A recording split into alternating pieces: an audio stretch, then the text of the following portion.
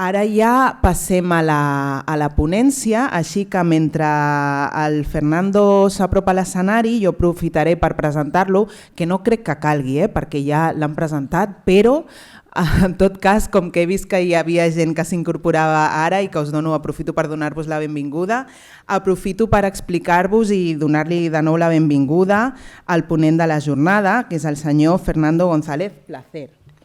Ell és llicenciat en Filosofia i Ciències de l'Educació a la secció de Psicologia, és doctor en Pedagogia i catedràtic de l'Escola Universitària de Sociologia de l'Educació a la Universitat de Barcelona. Com a membre del Departament de Teoria Social, Filosofia del Dret i Metodologia de les Ciències Socials a la Universitat de Barcelona, ha estat professor de l'Escola Universitària de Formació de Professorat i en les llicenciatures de Pedagogia i Sociologia. Actualment tutoritza treballs de final de grau en Sociologia i és professor titular en les assignatures de Sociologia i Teoria Social en el grau d'Antropologia de la Universitat de Barcelona. Com a docent i investigador també col·labora i participa en el Màster d'Estudis Avançats en Exclusió Social organitzat per la Universitat de Barcelona i Sant Joan de Déu. És membre fundador del GRECS, grup de recerca sobre exclusió i control social de la Universitat de Barcelona, investiga les dimensions imaginàries i simbòliques dels dispositius de control social i de formació de subjectivitats en les societats neoliberals. Què tal? Bé, doncs us deixo amb el Fernando, que ens impartirà aquesta ponència molt interessant. Així que, Fernando, endavant, quan vulguis. Moltes gràcies. Muchísimas gracias. Yo solo intento pensar las cosas y ofreceros lo que he conseguido aprender durante 40 años o más que llevo estudiando sociología y enseñando sociología. En cualquier caso, lo primero que tengo que hacer es agradecer al Ayuntamiento de Vilanova y la Geltrú la invitación a participar en estas jornadas y después de las facilidades que me han dado, ojalá sepa estar yo a la altura de la confianza que se ha depositado en mí. También tengo que justificar mi presencia porque yo no soy trabajador social ni educador social, ni alguien que desarrolle su actividad profesional en ese ámbito. Quiero decir que yo jamás he intervenido activamente en esa diversidad y pluralidad de prácticas encaminadas a la inclusión, que nunca he trabajado con colectivos excluidos, ni en la calle, ni en esos precarios dispositivos pensados, dicen, para la inclusión, y que por lo tanto carezco de eso que llaman experiencia en estas cuestiones. Eso sí, tal como se me ha presentado, llevo muchos años enseñando sociología de la educación, desviación y control social, teoría social, y si he aceptado esta invitación es porque creo, sinceramente, que la sociología nos puede ayudar a pensar un par de cosas que hoy me parecen interesantísimas.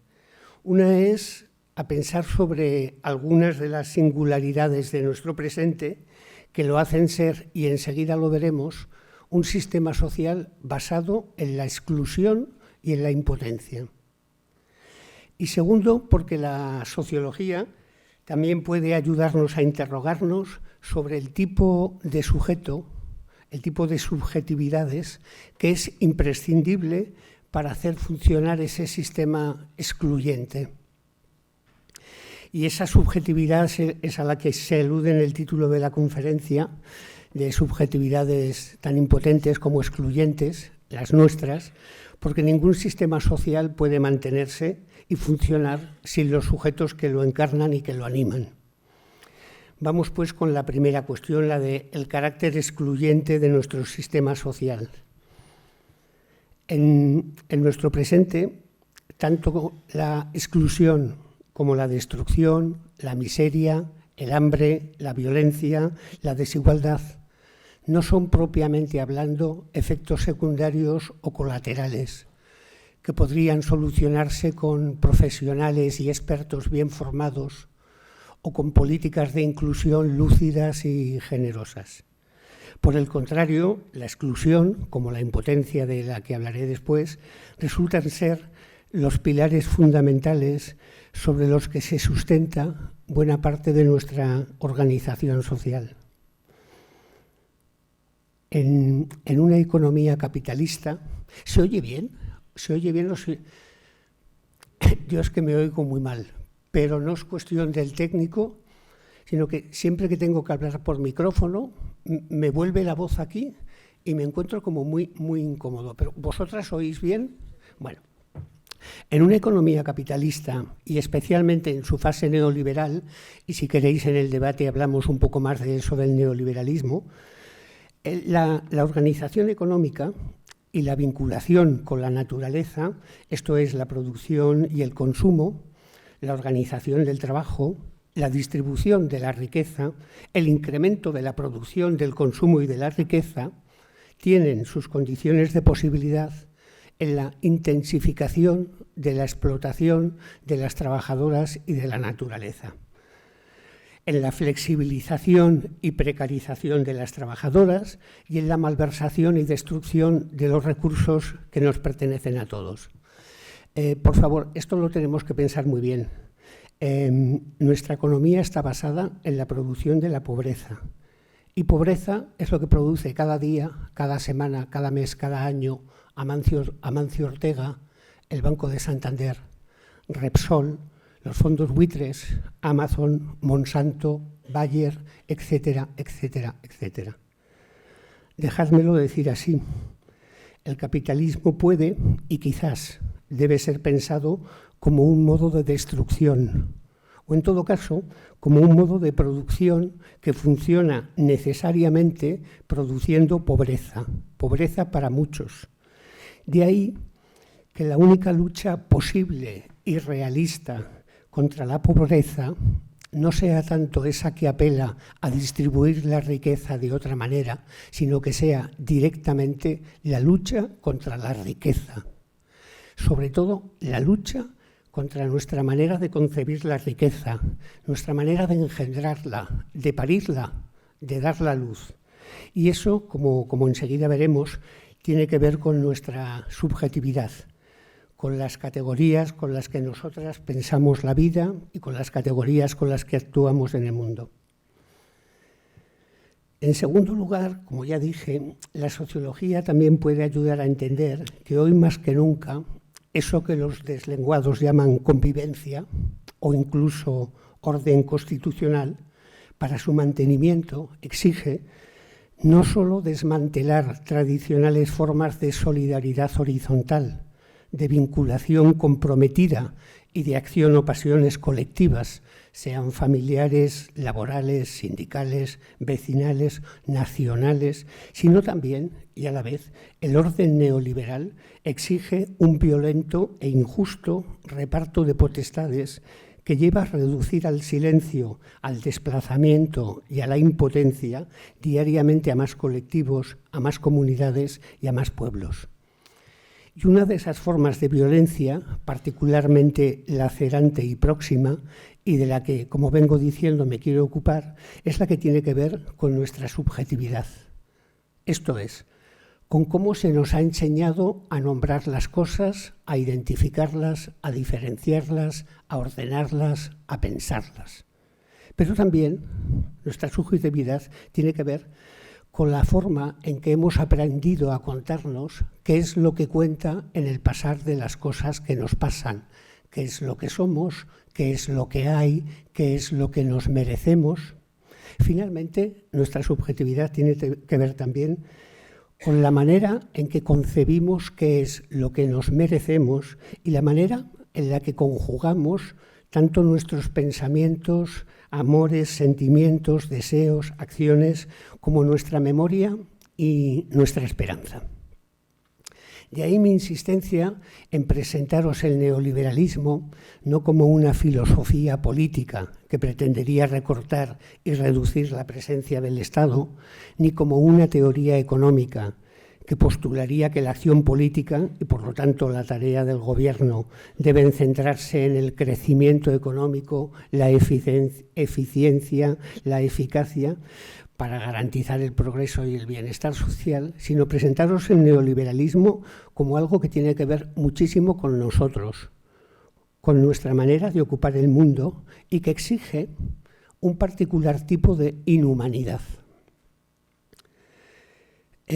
Permitidme que para empezar a caracterizar ese tipo de inhumanidad, esa forma de habitar la Tierra, me detenga en un par de consideraciones de carácter antropológico que considero interesantes y que nos pueden ayudar a algo que a mí me parece que es vital, a extrañarnos de lo que nos es familiar, de lo que nos parece sensato, de lo que nos parece lógico, natural, normal, y en ocasiones indiscutible, y a la vez que permitan familiarizarnos con cuestiones de las que casi nada sabemos, con cuestiones en las que casi nunca pensamos y con cuestiones que ya casi ni nos caben en la cabeza.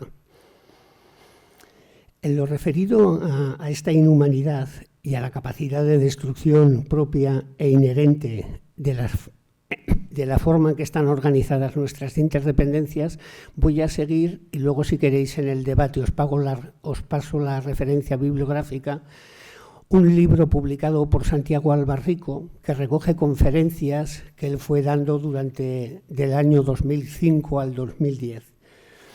Dice Albarrico que en todas las culturas de las que tenemos referencia, los seres humanos han conjugado, han dado forma a su humanidad, diferenciando tres órdenes de existencia, tres tipos de objetos, o si queréis, tres formas de separar las cosas.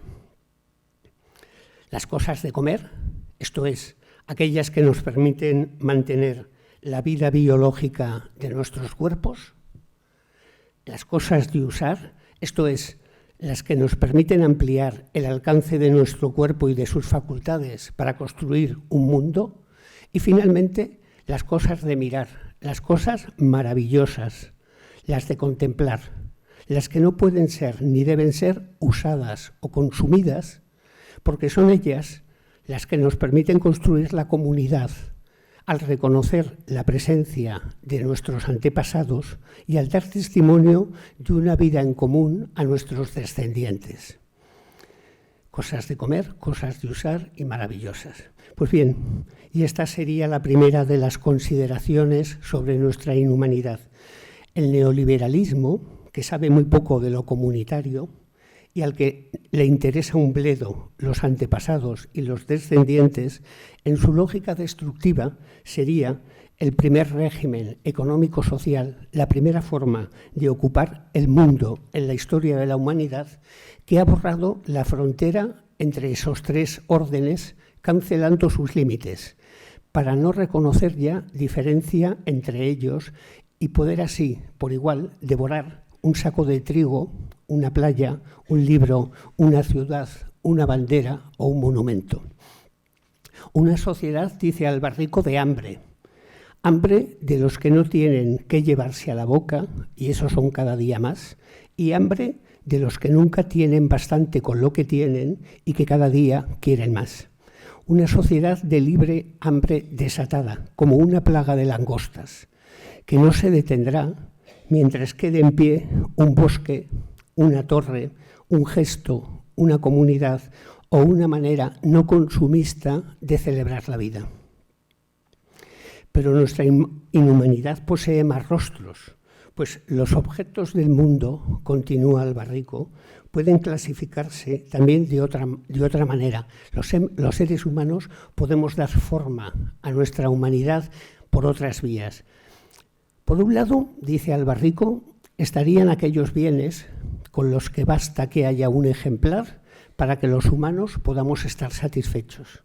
La belleza de un cuerpo, los ritos de un pueblo, la montaña de Montserrat, Ne me quitte pas, de Jacques Brel, el Che Guevara, el color verde. Esos bienes son bienes universales que deben permanecer siempre fuera de la lógica de la propiedad. Nadie puede apropiarse de ellos sin lesionar inmediatamente a la humanidad. Nadie puede tener sobre esos bienes universales ningún derecho. Luego estarían los bienes generales. Serían, en cambio, aquellos de los que no basta la existencia de un ejemplar, sino que deben ser generalizados y puestos al alcance de todas, de manera que tiene que haber tantos bienes generales como seres humanos, para que todos podamos disfrutar de ellos. Estos bienes, la vivienda, la electricidad, los libros, el pan, la salud, circunscriben el ámbito de los derechos, y bastará que un solo ser humano quede privado de ellos para que nuestra humanidad quede resentida, insatisfecha o en entredicho. Bienes universales, bienes generales, finalmente estarían los bienes colectivos, aquellos que resultan imprescindibles para la reproducción de la vida, pero cuya generalización tiene que estar limitada, bien sea por su propia finitud o por la finitud del mundo, por ejemplo el coche o por ejemplo los bosques. En consecuencia, su posesión no puede convertirse en un derecho, no debe generalizarse por la amenaza misma que implicaría para la supervivencia de lo que hemos llamado bienes universales y con ellos para la humanidad o para la supervivencia de la propia especie animal humana y de su hábitat.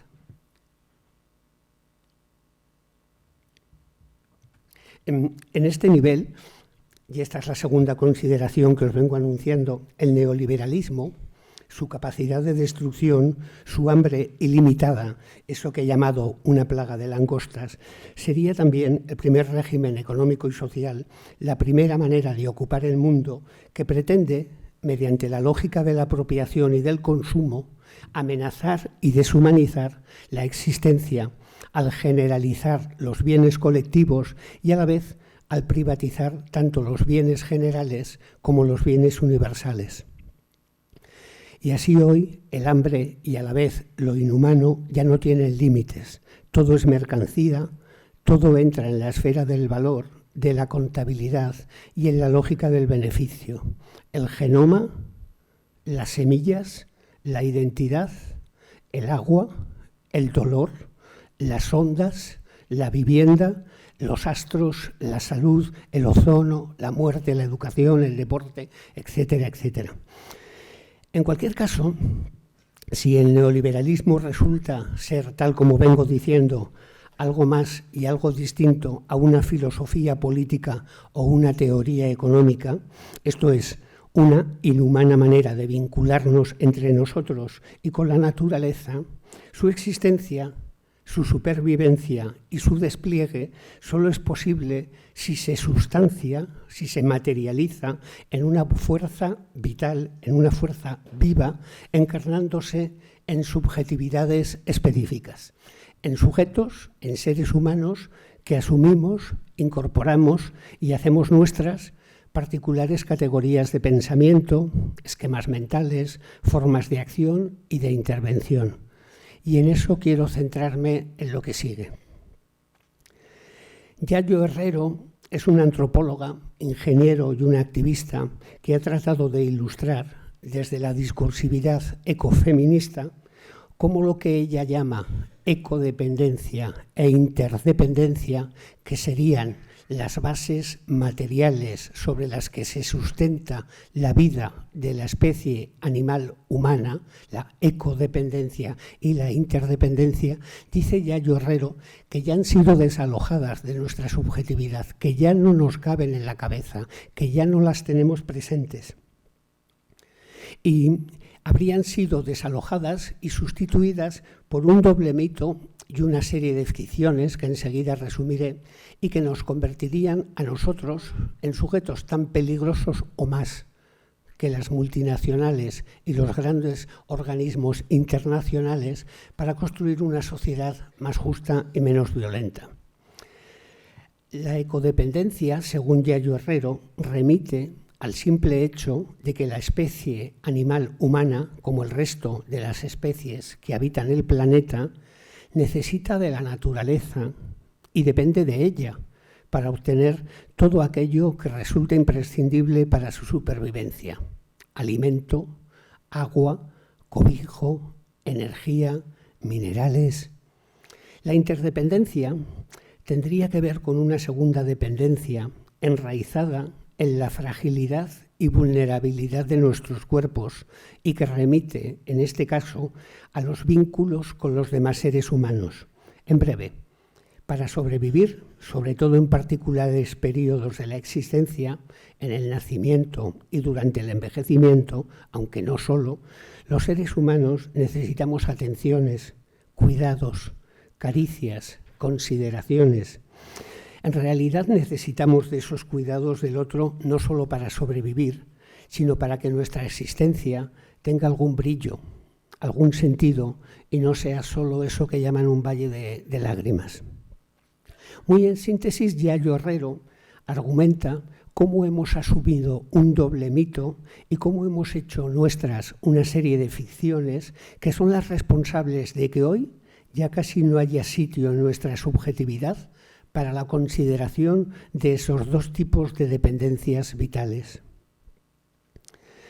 En lo referido a ese doble mito, habría que atender primero a cómo hemos hecho nuestra, como si de una evidencia se tratase, esa concepción de la naturaleza que empieza a engendrarse con los primeros balbuceos de la física de Newton y de la filosofía de Descartes allá por el siglo XVII, y cuyo resultado es impugnar y desterrar cualquier conciencia de ecodependencia al percibir la naturaleza ya no desde un paradigma orgánico, maternal, Pachamama, sino más bien como algo puramente mecánico, al pensarla y tratarla como algo que debe estar al servicio del hombre. Voy a hacer aquí un paréntesis. Yo no sé si conocéis, se acaba de traducir al catalán un libro maravilloso que se llama Caliban y la bruja, de Silvia Federici.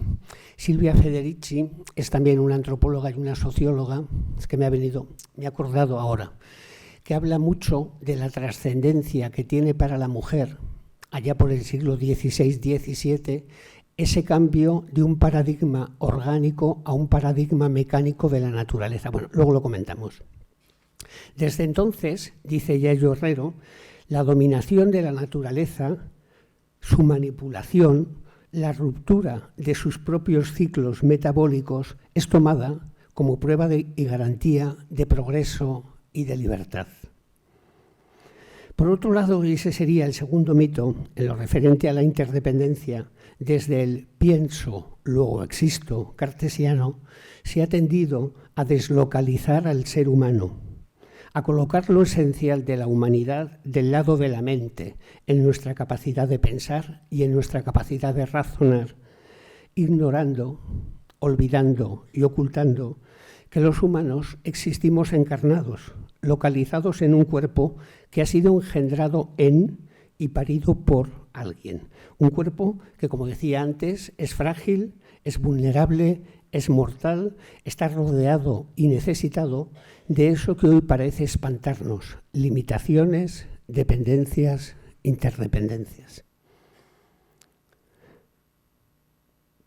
Más allá de esos mitos o con ellos, y en lo referido a las ficciones con las que se construye esa subjetividad ciega a lo eco y a lo interdependiente, Yayo Herrero señala que tienen que ver con el hecho de haber asumido como verdades incuestionables e irrefutables algunos de los postulados propios de la economía de mercado.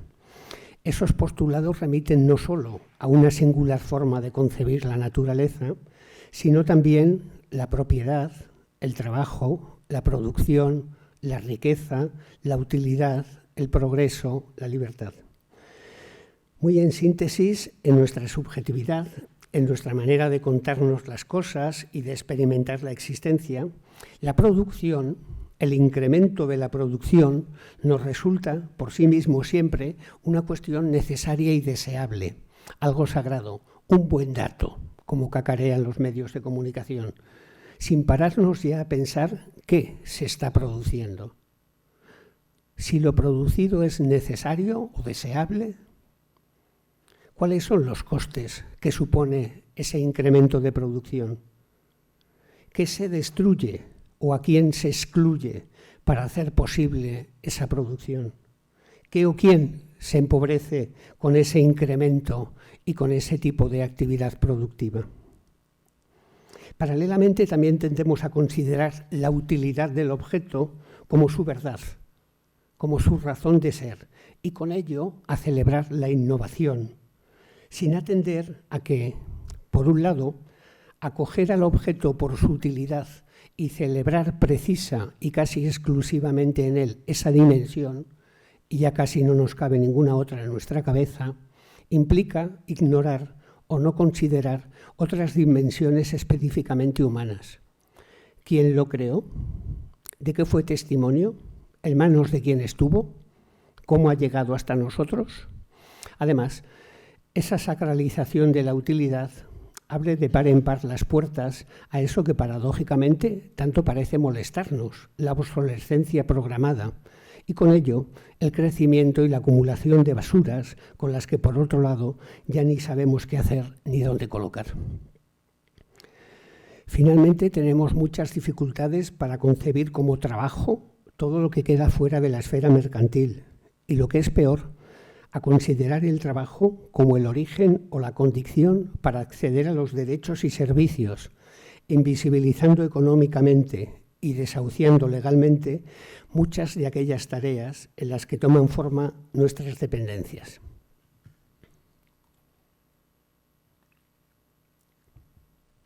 Sea como sea, más allá de esos mitos y de esas ficciones, hay otros rasgos en nuestra subjetividad que están más inmediatamente relacionados con los que algunos llaman nuestra cultura material, con nuestras tecnologías y su irrefrenable desarrollo, y que paradójicamente alientan e incrementan la impotencia y la exclusión.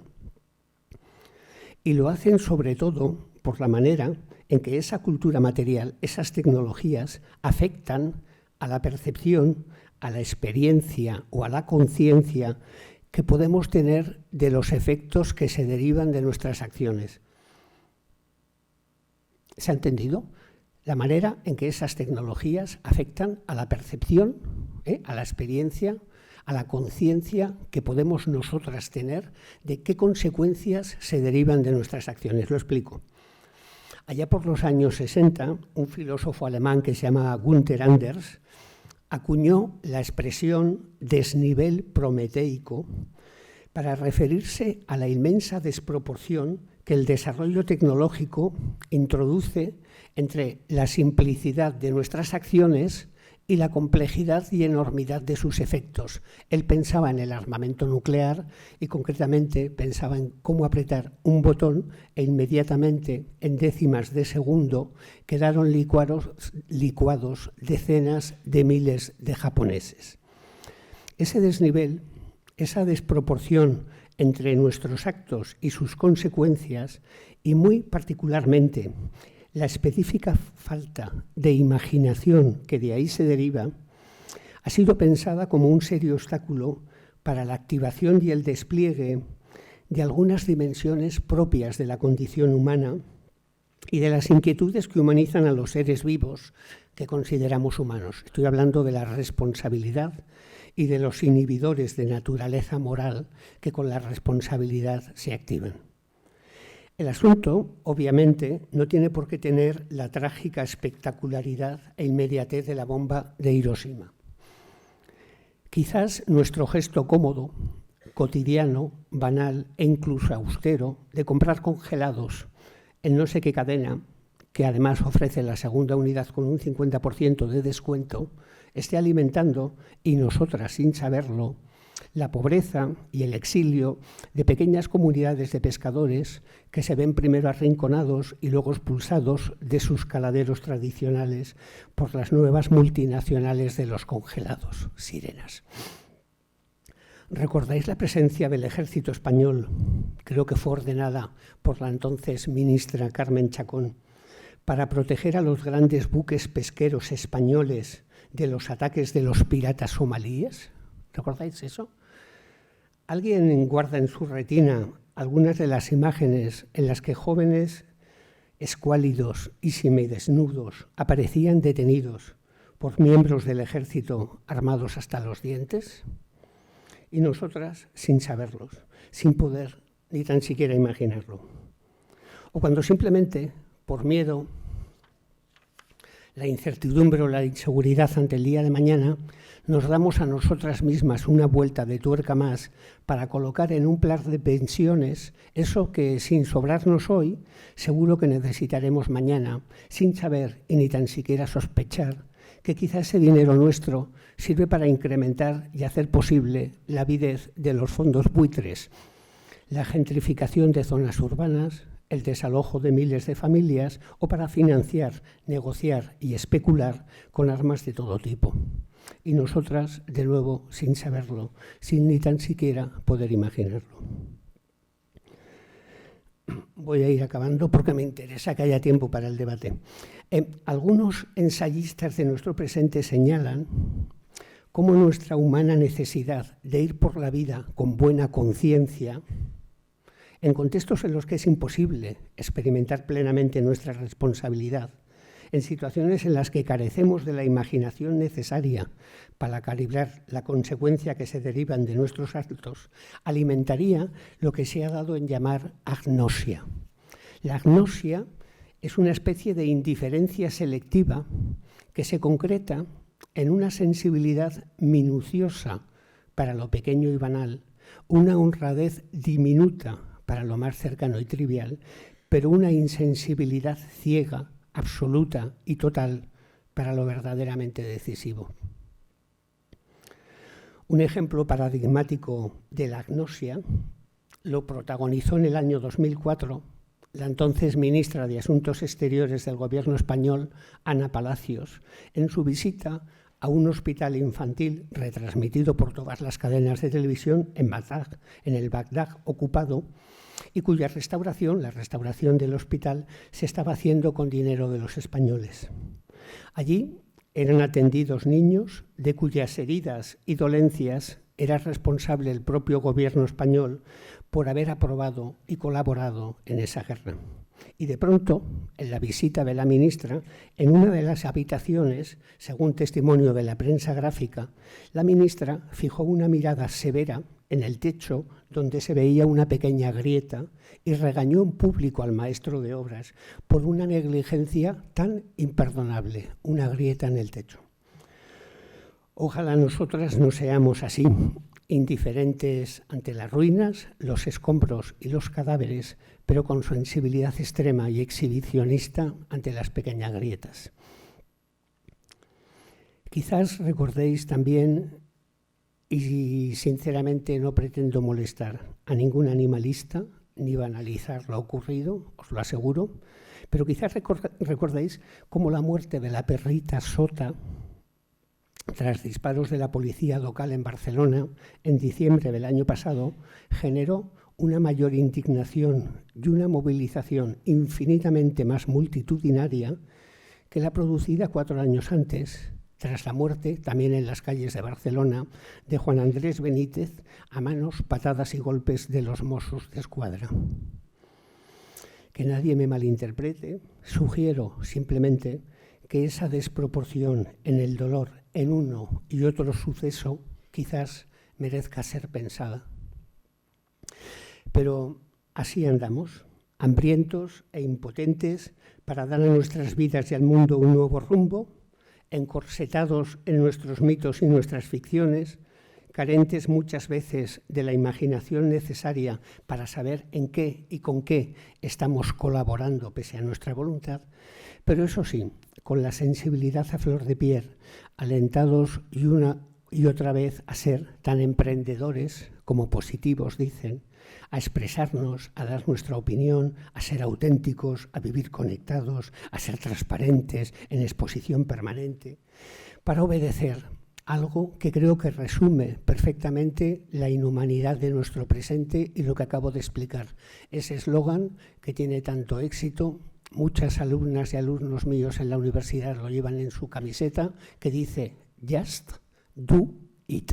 Hazlo, hazlo, hazlo. Ojalá estas jornadas nos permitan parar un poco, parar, no hacerlo.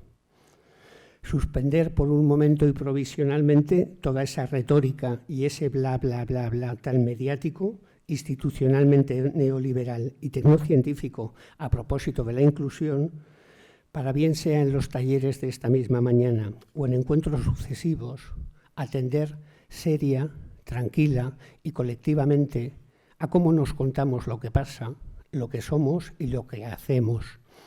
Y ojalá ese silencio y esa atención nos ayuden a recuperar la imaginación y la responsabilidad que por tantos medios y de tantas maneras se nos está regateando y hurtando, y que sin duda alguna, y ahora hablo ya no solo como sociólogo, sino como humano frágil, son absolutamente imprescindibles para hacer de este mundo un mundo común. Un mundo, como decía Yayo Herrero, sensible, atento y cuidadoso con nuestra eco y nuestras interdependencias. Quiero acabar la ponencia con una cita, pero tengo la cita en el móvil en la mochila y soy súper torpe con los móviles. ¿Me permitís 10 segundos a ver si...?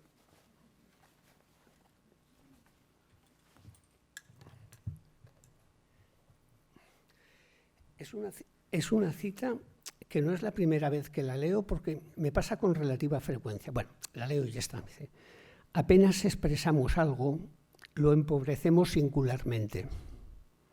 Creemos que nos hemos sumergido en las profundidades de los abismos y cuando volvemos a la superficie, la gota de agua que pende de la pálida punta de nuestros dedos ya no se parece al mar del que procede. Creemos que hemos descubierto en una gruta maravillosos tesoros y cuando volvemos a la luz del día solo traemos con nosotros piedras falsas y trozos de vidrio. Y sin embargo, en las tinieblas relumba aún inmutable el tesoro. La cita es de Metterling, muchísimas gracias y podemos empezar a comentar y debatir todo lo que consideréis oportuno.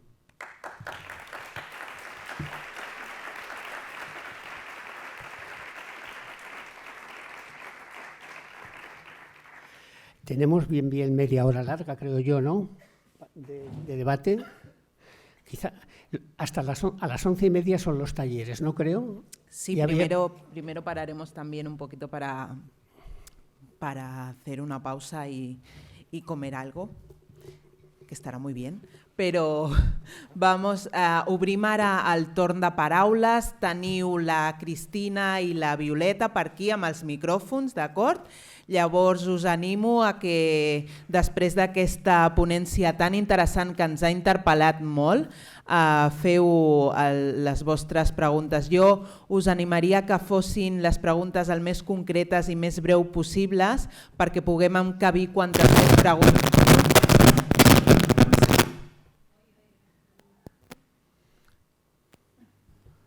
Hola. Que sean las preguntas que sean fàcils. Doncs això, preguntes concretes, breus i fàcils. Endavant. Bé, bon dia a tots i a totes. Llavors, Fernando, jo volia incidir en algun aspecte que has passat per sobre o has citat de tant en tant referencialment, encara que no és motiu del debat d'avui, però jo crec que és un element a tenir en compte i m'agradaria la teva opinió. Gràcies. La pregunta és senzilla però té molt de fons. És que el tema de l'armamentisme, que és un tema juntament amb els desastres ecològics que has citat molt, es dona per descomptat i no apareix normalment en els mitjans i en les converses, en els programes habituals dels partits polítics.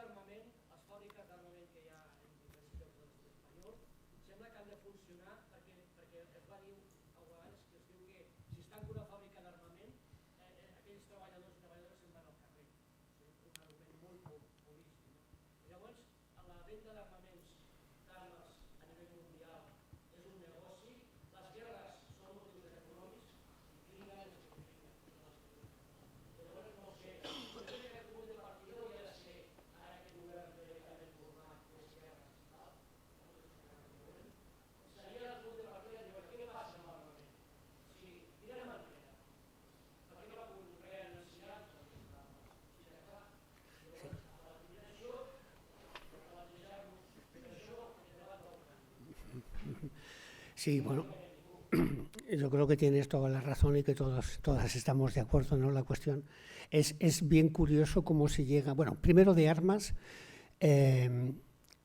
Hay armas de destrucción masiva que caminan con dos pies, con brazos, y yo no sé si habéis visto imágenes últimamente de algunas movilizaciones. Hay otro tipo de armas de destrucción masiva peligrosísimas y que ya están en nuestro Congreso. Es evidente que la cuestión de la producción de armamento es el negocio de la guerra. Eso mueve miles y miles de millones de euros.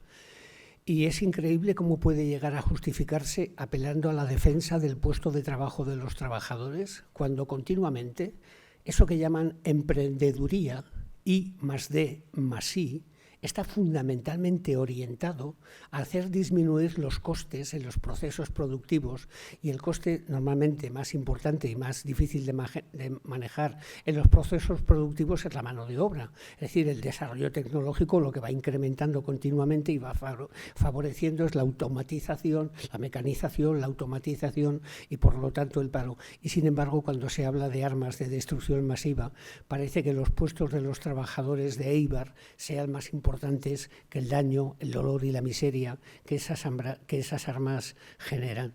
Yo creo que ahí hemos convertido el trabajo en un bien escaso. Parece que a veces da la sensación de que algunos gestos inhumanos quedan justificados porque apelan a que va a crear empleo, generará empleo. ¿Os acordáis del casino que tenían que montarnos por aquí, que iba a generar empleo? Bueno, sí, lo del armamento es absolutamente inasumible que en el siglo XXI siga existiendo ese negocio de la guerra. Yo creo que ahí los medios de comunicación juegan un papel extraño, porque una de las conferencias de Alba Rico que he mencionado está dedicada a la televisión. Y dice una cosa que yo no sé si sabré explicar a propósito de la televisión, que es bien curiosa, y plantea Alba Rico que la televisión, al familiarizarnos curiosamente con el dolor, con la violencia, con la muerte, con la guerra, nos lo coloca a distancia. Eso es algo que pasa en la televisión, es algo que vemos en las pantallas. Vemos que primero fueron las revueltas de la primavera, vemos la destrucción, ahora estamos viendo por allí el hambre, la miseria, pero como si eso no pudiera ocurrirnos nunca a nosotros. Bueno, en definitiva, pienso que tenemos una responsabilidad colectiva en toda esta cuestión de la producción del armamento, que no deberíamos dejarnos engañar con la excusa de que eso genera puestos de trabajo, porque no tengo ninguna estadística, ni sé si existe, pero cada puesto de trabajo en la industria armamentística, ¿cuántas vidas se lleva por delante? Esa sería la pregunta. No sé si en Eibar, es en Eibar donde hay una fábrica importante de armamento, pueden tener 300, 400 trabajadores, pero ¿qué está haciendo el gobierno de Arabia Saudí con esas armas? ¿Cuántos muertos? ¿Qué está pasando en Palestina?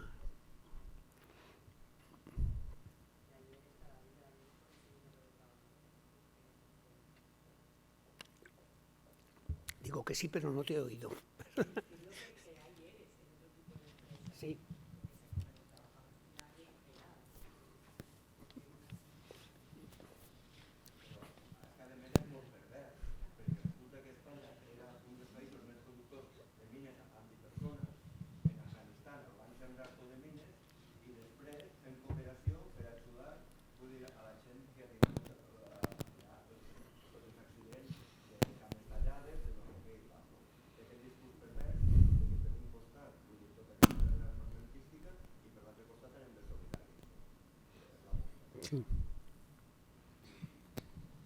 Bueno, hola. Vale.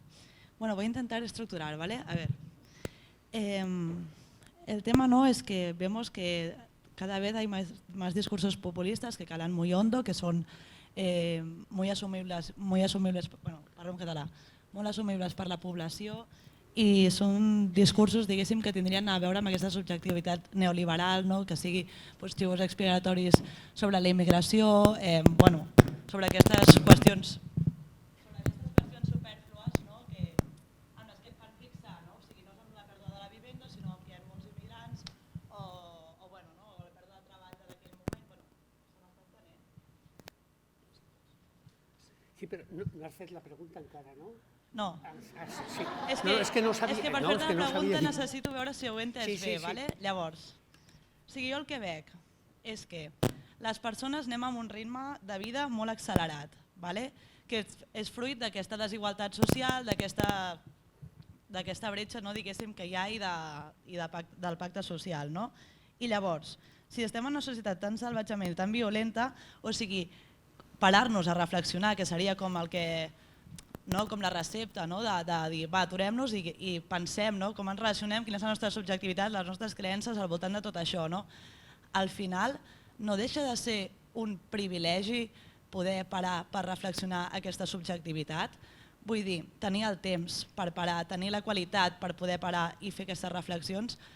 I llavors, diguéssim que aquí ve la pregunta, clar, jo veig que aquí, penso que qui té aquest privilegi per poder parar i reflexionar sobre aquesta subjectivitat no deixa de ser persones que ja estan privilegiades i tenen el poder, que per tant segurament estan molt d'acord amb la subjectivitat neoliberal que també els interessa.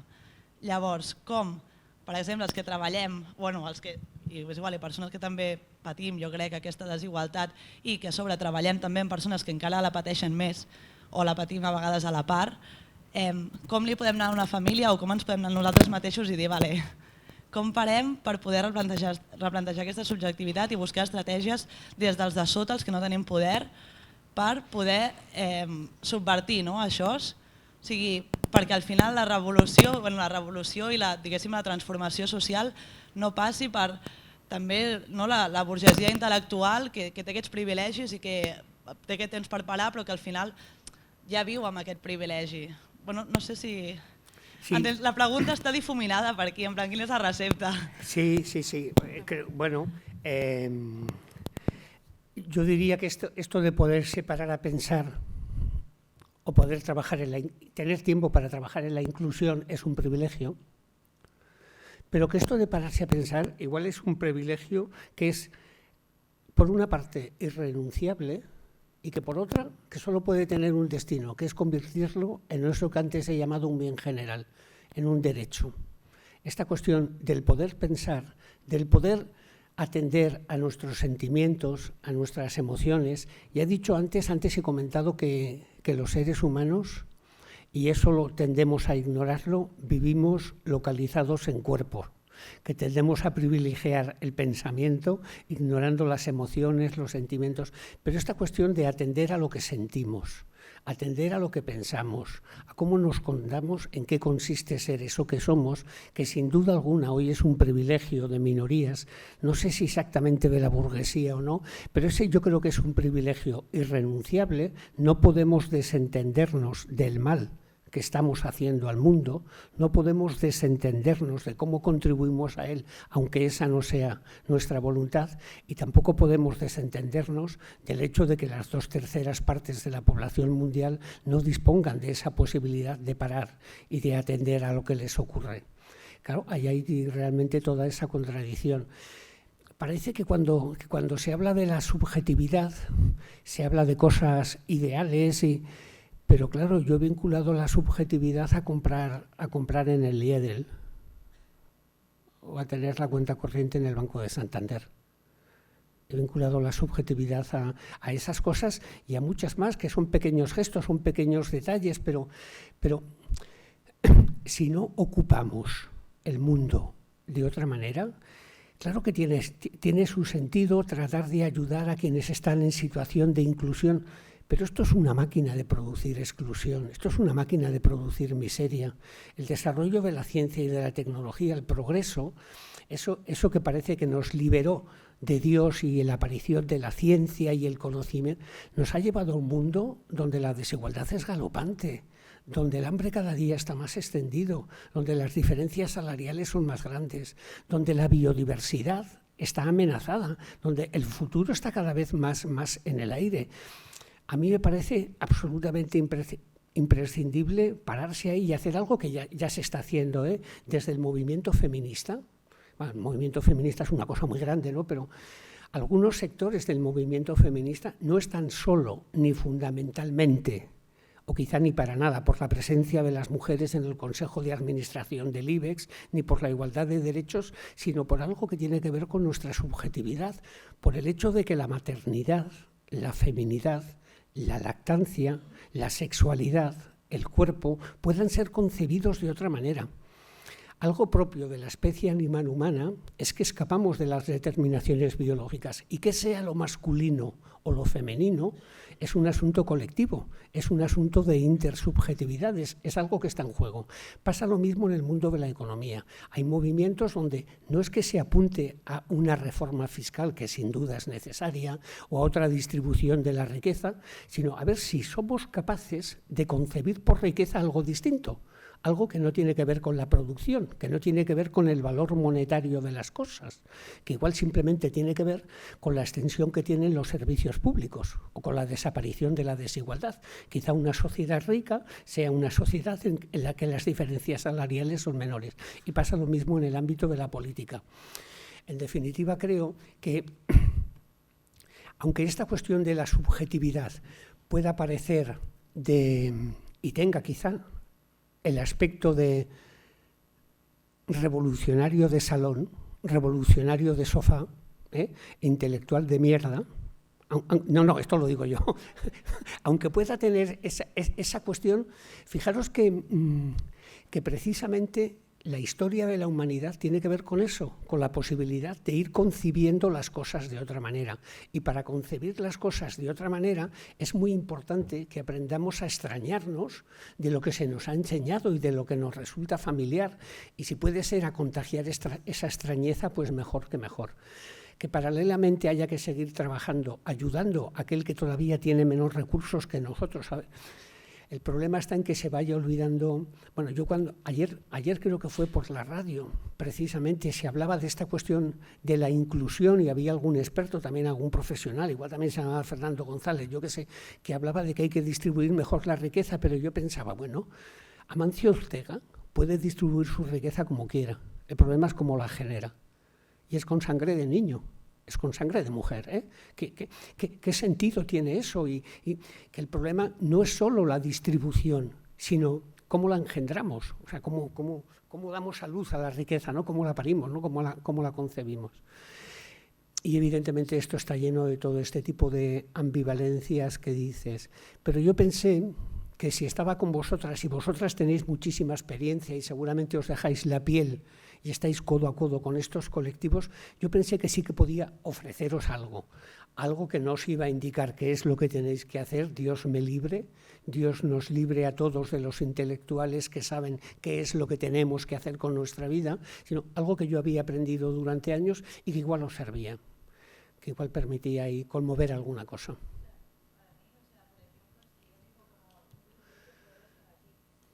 Sí, sí.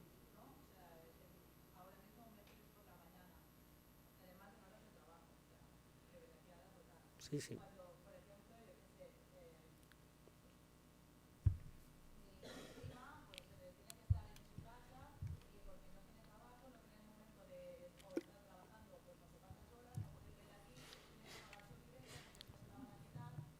Sí, sí. Sí.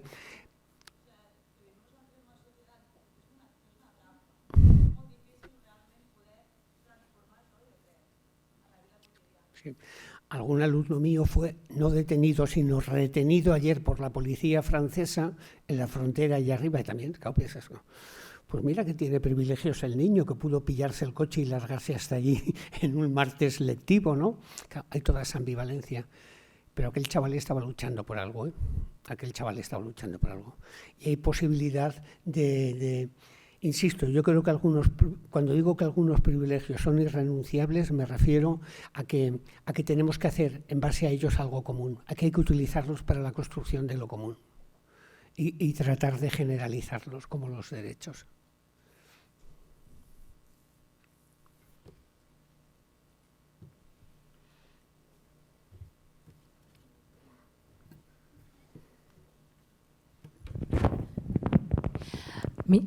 Mi pregunta sería, ahora estamos hablando de, bueno, según tú, de pobreza, yo hablaría más de desigualdades, porque la pobreza creo que no existe En todo caso sería la pobreza de no tener con quien compartir la vida, eso sería para mí pobreza. Cuando estamos hablando de privilegios, de sentarnos a pensar, creo que olvidamos que no estamos solos en el mundo, que hay otras comunidades que están pensando igual que nosotros, aunque sean pequeñas comunidades excluidas, pero que están luchando por cambiar estas cosas. No somos solos nosotros los que tenemos el privilegio de pensar. Y creo que los medios de comunicación que hoy en día están tan extendidos, aún no hemos llegado a podernos comunicar con estas otras comunidades que están en otros países, que son pequeñas, que son invisibles, porque los grandes medios de comunicación solo, por decirlo de alguna manera, pues se miran el ombligo. Sí. Estoy totalmente de acuerdo contigo, sobre todo con la manera en la que has hablado de la pobreza, que es no poder compartir la vida con alguien, pero si entendemos la pobreza como eso está muy extendido también, ¿eh? Seguramente tanto más que lo otro. Hay un sociólogo del derecho que es portugués, que es bastante mediático, que se llama Boaventura de Sousa Santos, que escribe sobre la globalización. Voy a lo de las pequeñas comunidades, que escribe sobre la globalización y que insiste una y otra vez, sobre todo en una conferencia que hizo en el primer foro social mundial que hubo contra la globalización, que creo que fue en el año 2001, en Porto Alegre, en Brasil. Boaventura de Sousa Santos insistió mucho en que globalización hay que conjugarlo en plural, que existen muchos tipos de globalizaciones. Existe la del capital, que va de arriba abajo, y es cuando algo local se convierte en global, sea el inglés, sea la hamburguesa o sea la pizza italiana, o bien cuando todas las presiones globales se focalizan en un territorio y lo desestructuran, el caso del Amazonas. Pero hay otro tipo de globalización que él llama antihegemónica, la de los pueblos, y que dice Boaventura de Sousa Santos que tiene dos rostros, lo que él llama el cosmopolitismo, y lo que llama, apelando al derecho internacional, el patrimonio común de la humanidad. Y es cierto que la globalización, más allá de los medios de comunicación hegemónicos, abre la posibilidad de contactar con el otro, de encontrarse con el otro, de tejer complicidades en torno a preocupaciones isomórficas con los otros, y a eso le llama Boaventura de Sousa Santos cosmopolitismo. Ocurre que ahí el asunto es complicado. En esa conferencia, si no recuerdo mal, de Sousa Santos habla de los derechos humanos, de esa cuestión que para nosotros es absolutamente irrenunciable, indiscutible, sagrada, es un bien. Y hay de aquel país o de aquel régimen político que no respete los derechos humanos. Pues bien, Boaventura de Sousa Santos nos hace saber que eso de los derechos humanos es la particular manera en que Occidente concibe la dignidad humana y que otras culturas que no reconocen los derechos humanos no los reconocen porque conjugan todo eso de la dignidad humana con otra racionalidad que no es jurídica. Por ejemplo, el Dharma. En la cultura hindú, lo que para la dignidad de los seres humanos es concebida en términos de su armonía con el resto de las especies vivas, con lo visible y lo invisible, con los antecedentes y con los descendientes. O, por ejemplo, en la cultura islámica, la Umma o la Sharia. Planteo esto por lo absolutamente necesario que es encontrarse con el otro en torno a preocupaciones isomórficas y lo peligroso que podría ser en eso también el etnocentrismo. Yo antes decía, tenemos que extrañarnos de lo que nos es familiar. Yo tengo muchas dificultades con las alumnas de antropología en que entiendan que la dignidad humana puede ser concebida en una jerga que no es jurídica, que es religiosa, el caso de la UMA, o que es ecosistémica. Están estudiando además antropología, que se familiaricen con cosas extrañas, que dejen de decir que en la cultura hindú no se reconocen los derechos humanos, pensando que en la cultura hindú no se reconoce la dignidad de las personas. Hay dificultades ahí, pero obviamente más allá de los medios de comunicación, hoy las posibilidades de entrar en contacto con otros pueblos, con otras comunidades, en torno a preocupaciones que seguramente son isomórficas, es es una baza que no podemos perder, es una partida en la que hay que jugar.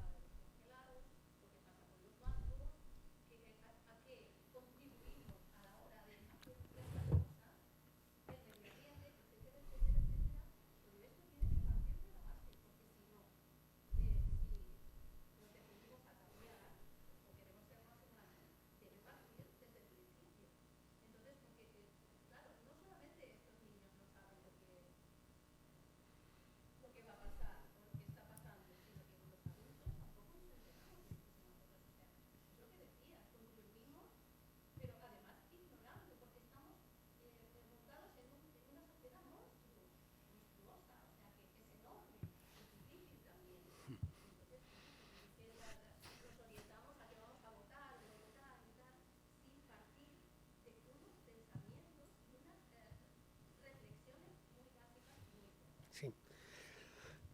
La cuestión de la educación de la infancia. Lo que pasa es que yo he trabajado muchos años como sociólogo de la educación y además tuve hijos tarde, porque me casé muy tarde y tengo 65 años, pero tengo una hija de 25 y un hijo de 21. Y viví con ellos toda la escolarización en las escuelas públicas en Sant Pere de Ribes, que hubo que cortar incluso los túneles. El día 1 de julio del año 2000 conseguimos cortar los túneles de la autopista, estos que vienen, que van a Sitges. Y bueno, y he vivido toda esta cuestión de la educación. Yo creo que el error está en identificar la educación con la escuela. Es decir, el problema es, ¿sabes quién es Macedonia? El Club Super 3, Portaventura. Porque no sé si para bien o para mal, creo que para mal. El sistema educativo cada vez tiene menos influencia sobre la subjetividad de los niños. Es verdad que en su paso por la escuela aprenden a renunciar al control sobre su propio aprendizaje, eso es verdad. Los alumnos aprenden enseguida qué es lo que quiere la señu, qué es lo que quiere. Yo en la facultad tengo problemas porque sí, pero ¿qué es lo que quieres? Aprenden a trabajar por cuenta ajena. Pero que hay todo un asunto de conocimiento de cómo funciona el mundo, y que de ese conocimiento nuestros hijos, nuestras hijas no deben ser privados, y que esa es también una cuestión importantísima. Yo creo que ahí tienes también toda la razón. El problema es poner eso en manos del sistema escolar. El sistema escolar es complicado, es monstruoso, tiene también sus propias inercias. La gente habla de educar en valores, pero cuando la gente habla de educar en valores, yo como mínimo no puedo evitar un poquito de sensación de pudor de lo que tengo que conseguir es que ellos mismos puedan construir sus valores, no presentarles los míos. Sí. Sí.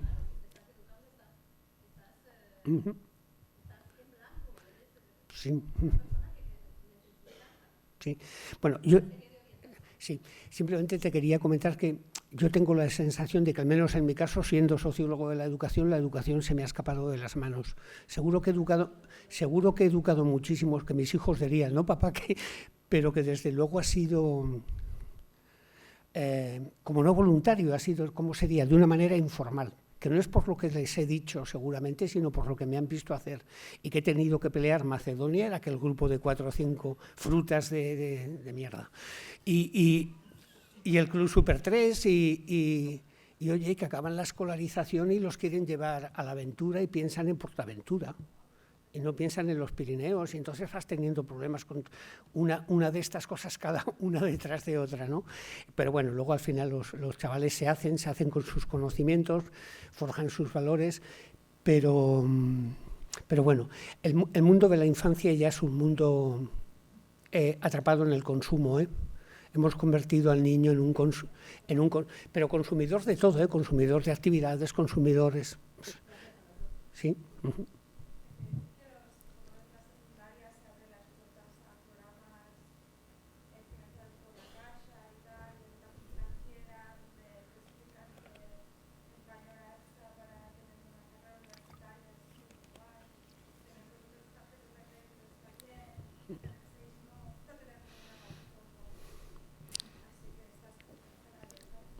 Sí.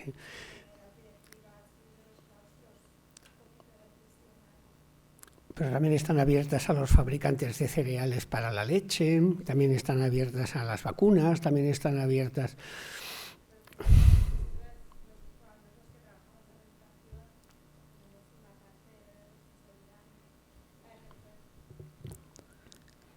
Tenim una pregunta aquí, després una allà al fons. Com anem de temps? Ens queden uns 5 minutets, oi?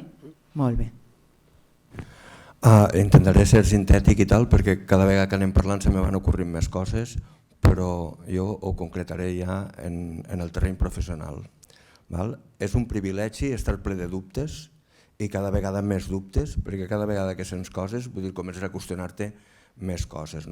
I aquest qüestionament, portat ja al terme del treball, jo treballo, soc educador social en serveis socials. Vull dir, clar, estem parlant de molts mons en aquest món i estem parlant d'un moment molt assistencial en el que de sobte dius integrar a què? Jo m'ho qüestiono almenys, perquè si no anem fent i és supervivència pura i dura i aquí estem parlant de reeducar-nos, de pensar un altre món, de tal i qual, però en el dia a dia, amb la gent en la que estem treballant, vull dir, el nivell de necessitats que n'hi ha és el que hi ha. Vull dir, i tu al mateix temps estàs tenint un sou que dobla o triplica moltes vegades els ingressos de les persones que tens al davant i estàs assessorant-la, orientant-la, no sé què, vull dir, és una contradicció immensa, no? Vull dir que cada un se la resoldrà com pot i tal, però al mateix temps també necessites justificar-te, no? I justificar que tu treballes en això i també tens dret a una vida digna i tal, però sempre estem movent-nos en aquest tipus de contradiccions. Però la pregunta en concreta és aquella. Quan toquem de peus a terra, quan estem mirant una immensa població, vull dir, en unes circumstàncies tan privades, vull dir, què hem de fer des dels serveis públics? A banda que està molt bé fer aquestes trobades, reflexionar i tal, però en el dia a dia, vull dir, ¿qué está bien que farem? Yo creo que el neoliberalismo tiene que ver con eso. El neoliberalismo tiende a convertir las instituciones en empresas y tiende a hacer que los servicios públicos también funcionen con la lógica de la empresa. Y quienes trabajáis en instituciones pensadas para ofrecer servicios públicos, en lo que a mí respecta a la universidad, he de luchar continuamente, yo sé que es batalla perdida, pero para evitar que la idea de eficacia, eficiencia, economía, gestión, administración, todo eso que va convirtiendo al ciudadano en consumidor no entre en el interior de los servicios públicos. Antes en la ponencia hablaba del neoliberalismo, porque el neoliberalismo puede ser pensado literalmente así, como algo que tiende a convertir cualquier institución en empresa, como algo que introduce la lógica empresarial, incluso en la propia subjetividad. Seguro que habéis oído a gente que gestiona sus emociones. Gestiona. Pero claro, ya sé que es lenguaje, pero las emociones están para entregarte a ellas, para sucumbir, para que te desborden, pero gestionar lo que se gestiona es otra cosa. En fin, yo creo que es muy importante, pero claro, la propia Unión Europea está hecha para eso, para impedir que la noción de servicio público cumpla con su... Sí. Sí, también es un...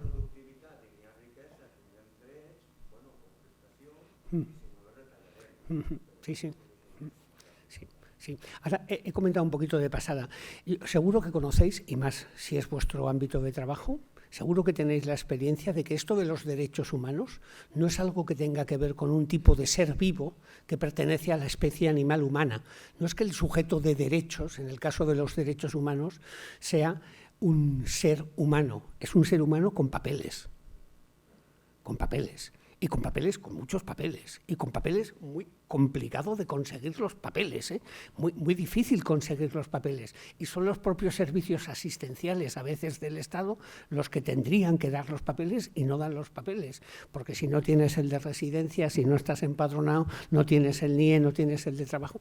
Bueno, respecto a tu pregunta, al menos lo que yo hago, y no sé si debe servir de ejemplo en la universidad, porque ya estoy a punto, me estoy quitando, que dicen los de extremo duro, me estoy quitando, ya tendría que estar jubilado, es defender la dimensión pública de la institución universitaria y no hacerme cómplice de ninguno de los trapicheos que funcionan por allí y que tienen que ver con eso, con la introducción de la lógica empresarial en el ámbito de los servicios públicos. Fem l'última pregunta, que era allà al fons.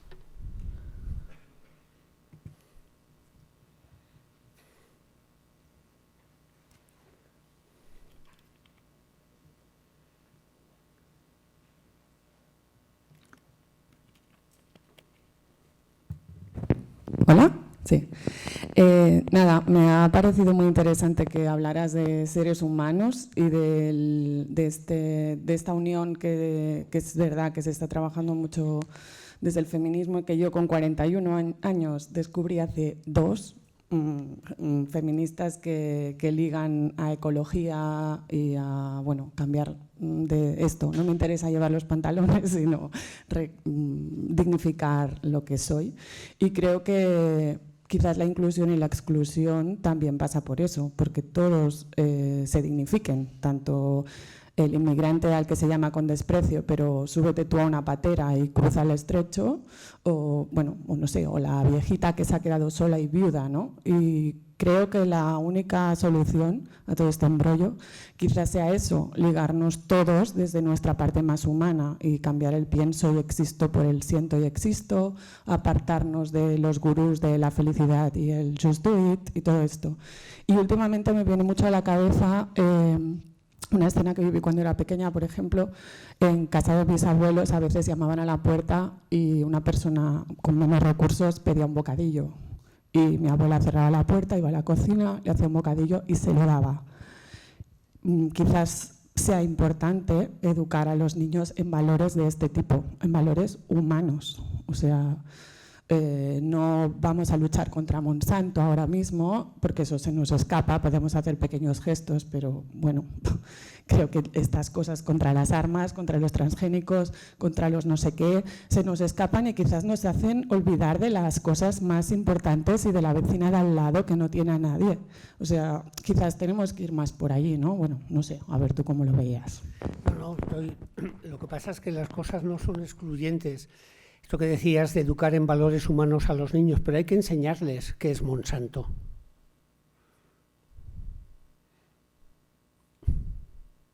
Pero entonces, o sea, yo me he encontrado esto en mi casa. Mi niño con 12 años, ver las noticias, oírme a mí, hacer comentarios, no sé qué, y decir, mamá, el mundo es fafàstic. Hòstia, ¿sabes? Sí. Y yo, bueno, també s'estan fent cosas bonas, ¿sabes? Sí. O sea, tener que decir, bueno, pues hay tribus que están paralizando pues cuando Endesa quieres cortarle el río, o mira, hay muchos movimientos ecologistas que están intentando que haya menos plástico. Ostras, esto él no lo ve en la tele, no sale. Y entonces, sí que, claro, ¿qué haces ante eso? No sé, es que tienen que saber quién es Monsanto para sus pequeñas cosas cotidianas, pero eso nos sirve para después cómo se relacionan con la persona que sea diferente a ellos, ¿sabes? Sí, pero saber qué es Monsanto, lo que quiero decir, porque que sepa qué es Monsanto, a lo que me refiero es que sepa qué tipo de relación se tiene con la naturaleza cuando llegamos a monopolizar la cuestión de las semillas y a transformarlas en semillas genéticas, me refiero a eso. Y con lo de la televisión quizá lo mejor es apagarla. Totalmente.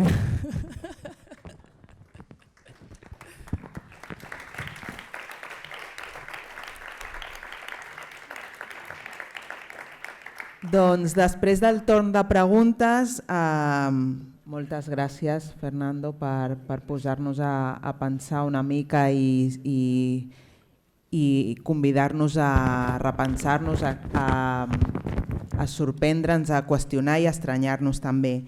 Bé, ara tenim una estoneta per esmorzar, tenim una mica d'esmorzar, suposo que al hall, perquè el temps no acompanya per fer-ho al pati, oi? Bio, Cristina? I després a 2:15, a les 11:30, està previst que comencin els tallers, d'acord? Llavors podeu anar al hall, al vestíbul, a l'esmorzar. Hi ha una part de l'esmorzar que és sense gluten, d'acord? I llavors, després, per facilitar l'organització dels tallers, a les 11:30, quan acabem l'esmorzar, veureu a 4 companyes de l'organització amb un cartell indicatiu del nom de cada taller, el que us hagueu apuntat, d'acord? I elles seran les persones que us acompanyin a l'aula on es fa cada un dels tallers, d'acord? Bé, doncs l'últim que em queda per dir-vos és que, com cada any després de la jornada, us enviarem l'enquesta d'avaluació al vostre correu electrònic i us agrairem que la ompliu perquè, com veieu, ens ajuda a anar repensant i a anar adequant el model i els continguts i el format de la jornada, d'acord? I també us enviarem una acreditació de la vostra assistència i si no ho heu fet a l'arribada, passeu pel taulell que hi ha a la recepció a l'entrada i us assignaran el taller. Si teniu algun dubte, doncs també al tauler de recepció us les resoldran. I res, ja només em queda acomiadar-me, jo paro la meva intervenció aquí. Moltes gràcies per la vostra assistència, disfruteu, gaudiu de l'esmorzar i gaudiu dels tallers i us convidem a que l'any que ve ens acompanyeu ja a la 10ª jornada d'inclusió aquí a Vilanova. Moltes gràcies i bon dia.